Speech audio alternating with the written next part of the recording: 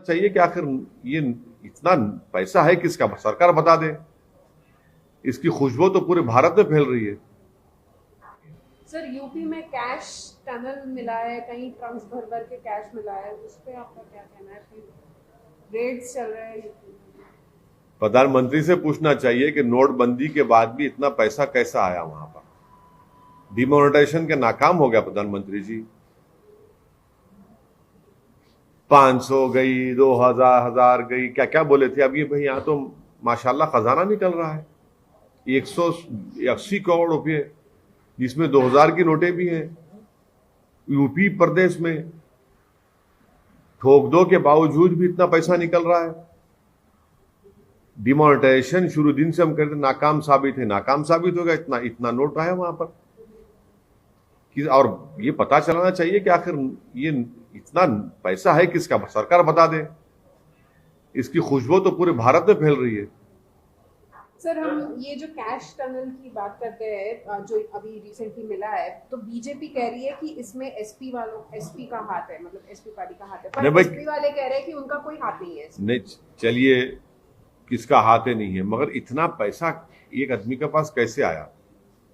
तो डिमोनेटाइजेशन नाकाम साबित हुआ। प्रधानमंत्री से हम अपील करेंगे कि आप एक्सेप्ट कर लीजिए ऑन रिकॉर्ड कि मैंने डिमोनेटाइजेशन किया, जिसकी वजह से बिल्कुल नाकामी हुई और डिमोनेटाइजेशन की वजह से सिर्फ गरीब पिट गया, स्मॉल स्केल इंडस्ट्रीज बर्बाद हो गई, हजारों की तादाद में नौकरी चले गई। अभी तक डिमोनेटाइजेशन का इफेक्ट गरीबों पर, नौजवानों पर, उनका बेरोजगारी मुकद्दर बन गया। मगर इस तरह के लोगों के पास तो आज भी नोट है और कल भी रहेगा।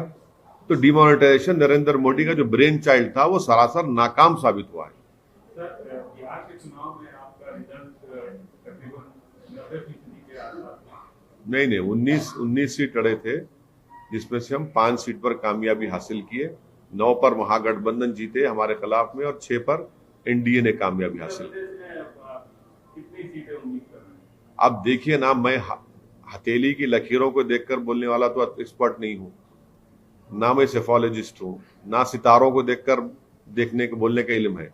हाँ, मेहनत करना मेरे हाथ में है, मेहनत हमारे पूरे पार्टी के लोग कर रहे हैं और मुझे यकीन है कि इंशाअल्लाह ताला पहले से बनिस्बत एमआईएम का बेहतर परफॉर्मेंस होगा। और हमको उम्मीद है अल्लाह से और उत्तर प्रदेश की जनता से कि वो अपने दुआओं से, अपने वोटों से नवाज कर एमआईएम के उम्मीदवारों को कामयाब करेंगे। कितने सीट सर?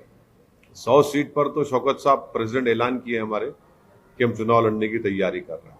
सर, अभी मतलब कैंडिडेट्स अरे इतने बड़े पार्टी ऐलान नहीं करे। अब हमारे से पूछ रहे हैं, बीजेपी रूलिंग पार्टी है, उनसे पूछ लीजिए 300 में कितनों को ड्रॉप करेंगे, 100 को करेंगे, 50 को करेंगे। उत्तर प्रदेश के जो पुराने मुस्लिम लीडर्स हैं, कुछ मौलाना हैं, उनको आपकी उत्तर प्रदेश में जो आपकी आमद हुई है उससे बड़ी तकलीफ हो रही है, क्या कहना है? नहीं, मैं उनकी तमाम की इज्जत करता हूं और उनको तकलीफ हो रही है तो मेरे पास उनकी तकलीफ की दवा है। वो मुझसे राब्ता कर लें, उनकी तकलीफ दूर हो जाएगी अगर मुझसे मुलाकात करेंगे। मगर उनको ये देखना है कि जयंत चौधरी के स्टेज पर 10 साल का जमीरुल्लाह एक एमएलए है, उसको आप ढकेल देते हैं। कई ऐसे वीडियोज आ रहे कि बड़े बड़े मुस्लिम नेता हैं समाजवादी के, उनको पीछे बिठाया जाता है। ये क्यों हो रहा है? हम तो ये बोल रहे हैं कि हिस्सेदारी की लड़ाई एमआईएम पार्टी लड़ रही है। आप हिस्सेदारी की लड़ाई में आप शामिल हो जाइए, आप आगे बढ़िए, हम आपके पीछे काम करेंगे। आप बहुत आपने साथ दिया। आप देखिए कितने सम्मेलन, ब्राह्मण सम्मेलन हो रहा है, ठाकुर सम्मेलन होता है। अरे भाई, मुसलमानों की तो कोई अहमियत ही नहीं रही ना उत्तर प्रदेश में, उनके वोट की वैल्यू की अहमियत नहीं रही। तो इसलिए हम इन तमाम बुजुर्गों से अपील कर रहे हैं कि इन नौजवानों की सरपरस्ती करिए। बाप, ये जो नौजवान जो दौड़ रहा है, हिस्सेदारी की लड़ाई लड़ रहा है, आप उन नौजवानों की सरपरस्ती करिए, उनके लिए दुआ करिए, उनके लिए आशीर्वाद करिए और यकीनन आपको जो तकलीफ हो रही है मेरे पास उसका इलाज है, मेरे से मुलाकात करिए। सर, कांग्रेस मतलब सपोर्ट करना, योगी का स्टेटमेंट आपने देखा होगा, कांग्रेस सत्ता में है जब हिंदू संगठन के लोगों को टारगेट करके मालेगांव ब्लास्ट में फंसाना, और जब ऑपोजिशन में है विरोध करना, ये योगी जी का स्टेटमेंट था। इस पे आप देखिए, चाहे कांग्रेस पावर में रहो या बीजेपी पावर में रही है, मिसकैरेज ऑफ जस्टिस अगर किसी से हुआ है तो मुसलमान से, दलित से हुआ है, आदिवासियों से। इन दोनों पार्टियों ने किया है। तारीख है, हमारी हिस्ट्री है कि कितने जेलों में सड़ गए। यूएपीए का इस्तेमाल किस पर होता है, पोटा का इस्तेमाल किस पर हुआ, टाडा का इस्तेमाल किस पर हुआ, मुसलमान, दलित, आदिवासी पर हुआ, और तमाम मिसकैरेज जस्टिस है। कंप्लीट मिसकैरेज ऑफ जस्टिस अगर किसी से हो रहा है तो इन 3 कम्युनिटीज से हो रहा है। ये दोनों पार्टीज जो पावर में रहते हैं, इसमें कोई डिनाई नहीं कर सकता। 1.5 साल, 3-3 साल, 4-4 साल जेल में और बरी हो जाते हैं। क्या बीजेपी के 6.5 साल में उन्होंने इस्तेमाल नहीं किया? कानून को गलत इस्तेमाल किया, जेलों में डाल दिया, और 4 साल 5 साल के बाद बरी हो जाते हैं। कोई पूछने वाला नहीं है उनको, कोई सजा देने वाला नहीं है उन पुलिस ऑफिसर्स को। सर क्या करना चाहिए सर, मतलब आप अभी क्या करना चाहिए, कैसा? कानून में तरमीम करिए कि जो कोई भी गलत तरीके से किसी पर झूठा केस डालेगा तो उस पर भी सजा होगी, उसको, ऑफिसर पर या जो भी प्रोसिक्यूशन करेगा। क्या बात है, आप बताइए, 5-5 साल 6-6 साल आप जेल में रहेंगे और जब निकलते हैं उसके बाद केस खत्म, कोई पूछने वाला नहीं है। एक लड़का 8-9 साल राजस्थान में जेल में था, जाकर अपनी अम्मा की खबर पर रोता है कि अम्मा तुम आज मेरे सामने नहीं है। क्या हो रहा है ये? तो मिसकैरेज ऑफ जस्टिस डेफिनेटली हो रहा है। और इसी तरह के कानून जब आप बनाएंगे तो कानून आप बना देते, बुक कर देते और जेल में उनको डाल देते, सड़ा देते वहां पर, और 8-9 साल के बाद बरी होते।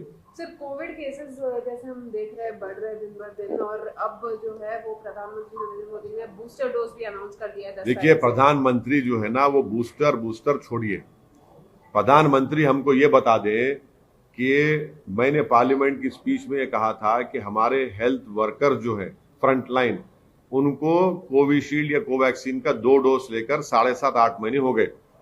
अब ये कह रहे हैं कि प्रिकॉशनरी वैक्सीन।